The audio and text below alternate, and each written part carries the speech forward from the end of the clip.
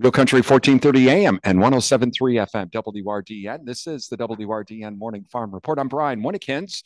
We're doing this interview from the Corn Soybean Expo, and joining us this morning, Wisconsin 3rd District Congressman Derrick von Orden.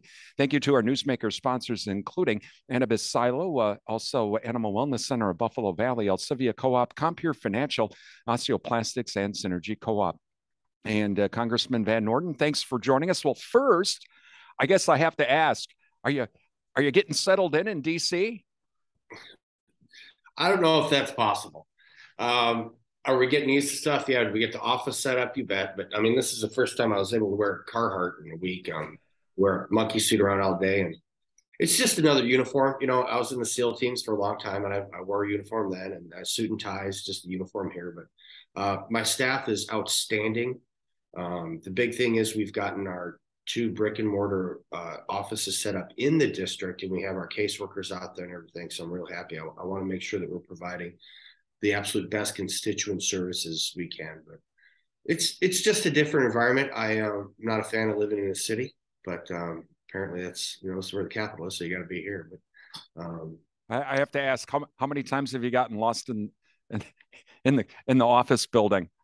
I I don't know. I can't count that high. I know how that goes. Oh my goodness, man. It's like a labyrinth. And it's funny because, they kept building on and on and on and on. So it's not like there was some master plan to begin with.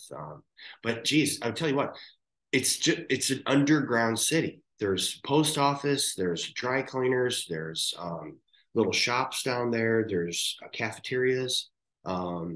And it's interesting. It's fun walking around. The other day, I found the flag office, and I'm like, "What's a flag office?" So I walk in there. I'm like, "Hey, what do you guys do?" They're like, "If your constituents want a flag flown over the Capitol, we're the people that do it. We run it up the flag pole, and we fold it up, and you come over and pick it up." And I was like, well, "That's pretty cool." So that's the advantage of getting lost. And anybody that lives in the country knows that. And sometimes it's just fun to go walk through the woods and see what you can find. Talking with the Wisconsin 3rd District Congressman Derrick von Orden this morning. Well, Congressman Van Orden, you've been named to the Agriculture Committee, and I know that was something you wanted to do. So let's talk a little bit about some of the things that the Ag Committee is going to deal with. Of course, the upcoming Farm Bill. What are some of the things you want to see in the Farm Bill? Well, so right now where we're at with the Farm Bill is this: me and a few other members of the Ag Committee went up to the Pennsylvania Farm Expo with GT Thompson. He's going to be our chairman, and we held a listening session up there. I'm going to put air quotations on there because it's actually much more. We had about 300 people there, and we're getting written and verbal testimony that we're taking back to the committee because we want to talk to everybody in the agriculture industry that's been affected by this farm policy and see what worked for them. And so we're going to identify what worked and then what needs improvement. So we're going to do that for, at least, gosh, I would say at least another 3, 4, 5 weeks, probably. I did ask GT if he'd come to Wisconsin, and he said yes. So we will have the chairman of the this is so cool. We'll have the chairman of the agriculture committee in district to do the same types of things. But I don't want to throw shade on Pennsylvania, but I got to be honest, man. That I told this to, there's like those 300 folks. They take these big blocks of mozzarella cheese and then they bread them so thick and then deep fry them. It's like eating a loaf of bread with a chunk of cheese in the middle. I just told them, like, look, you guys are doing cheese curds absolutely wrong. And you need to get out to Wisconsin, but Ellsworth and Westby are in the district. We've got some other creameries, So GT comes out. I'm going to show him how to do a cheese curd properly. No. All right.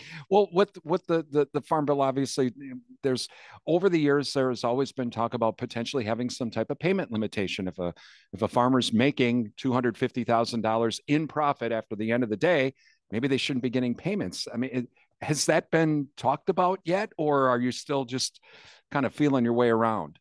Well, it hasn't been specifically discussed yet for the same reasons that I just brought up. We're trying to figure out what went right, what went wrong, what can be fixed.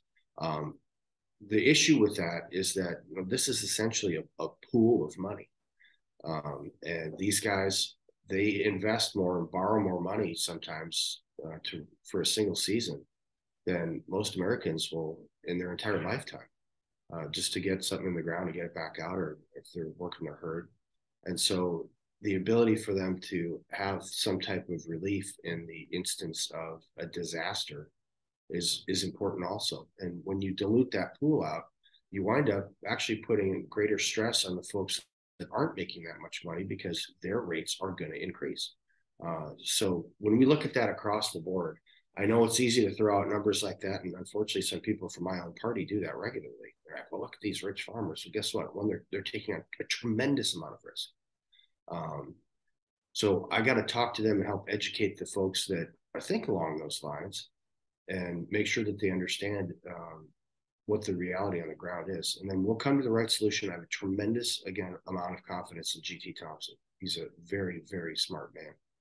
Talking with Wisconsin 3rd District Congressman Derrick Von Orden this morning. Right now, we have a situation with the USMCA, Mexico saying that they're going to ban GMO corn. Canada still playing games with the dairy tariff rate quotas. Right. Your thoughts on that? My thoughts are pretty simple. It's in the agreement. Follow the agreement. So Mexico and Canada are both in violation of the provisions of the USMCA. Here's the problem. Congress has zero enforcement authority. The only branch of government that can actually enforce this is the executive branch. And I don't see the will out of the Biden administration to enforce these agreements. The provisions are in there. It's black and white. The Canadians, great, I love you. But guess what? You signed up for a deal where you're going to accept certain products from our country, and you need to do it. And Mexico, you did the same thing. You have no mention about GMO corn not going down there. Now you changed the deal. No, that's unacceptable. The Biden administration, frankly, needs to get off their can and stand up to Canada and to Mexico and say, you signed this agreement.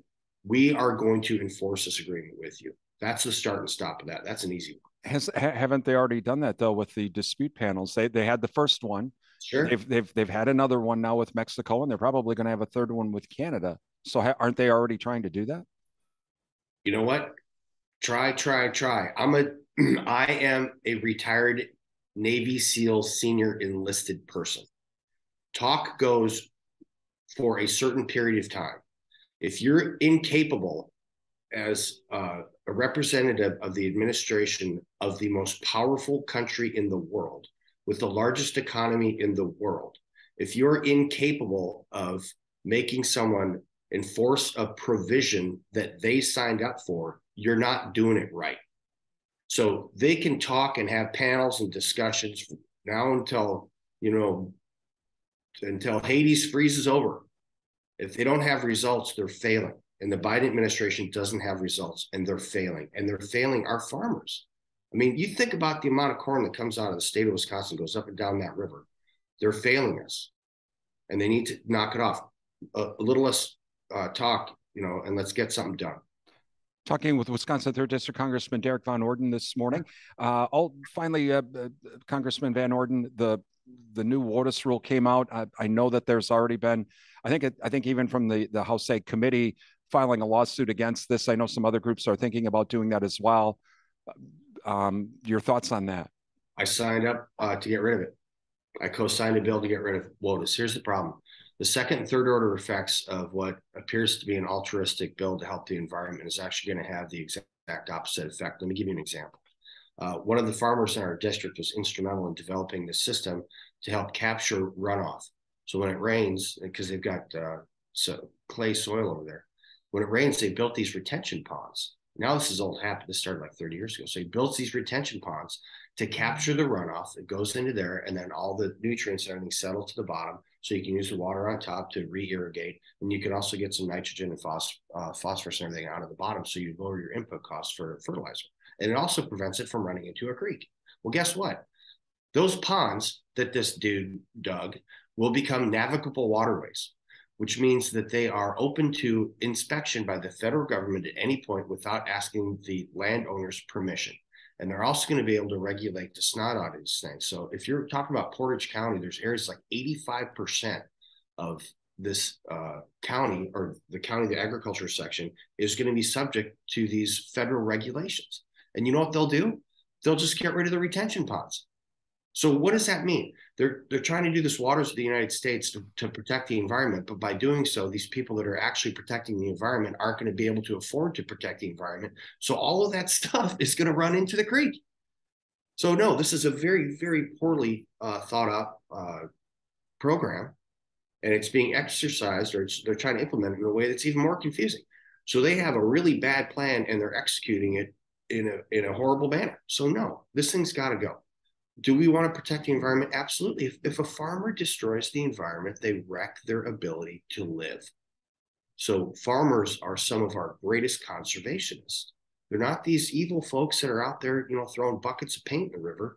They're out there protecting the land because that's their livelihood. And a lot of these folks, they're fifth, sixth generation farmers, and they're on the same piece of land, which means they're doing something right, and that needs to be respected in DC. But you have these faceless bureaucrats who come up with these ideas sitting in these gilded rooms, and they're trying to tell us what to do in Duran. They don't know what it's like there.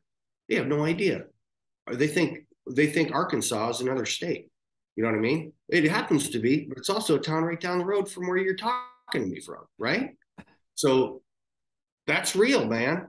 We need to understand and respect the ability and of our farmers and the people involved in the agriculture industry, and we need to give them the benefit of the doubt. They want to make sure that they can feed the country. They want to feed their families, and we need to help them do that. We don't need to hinder them. That's the number 3 thing that I hear from talking to farmers. The first thing is input costs are killing them. The second one is the lack of steady state immigrant labor. And the third one is these onerous and confusing regulations coming out of this administration. Those are the 3 things that are preventing our farmers from excelling. That is 3rd District Congressman Derrick Von Orden. This is the WRDN Morning Farm Report.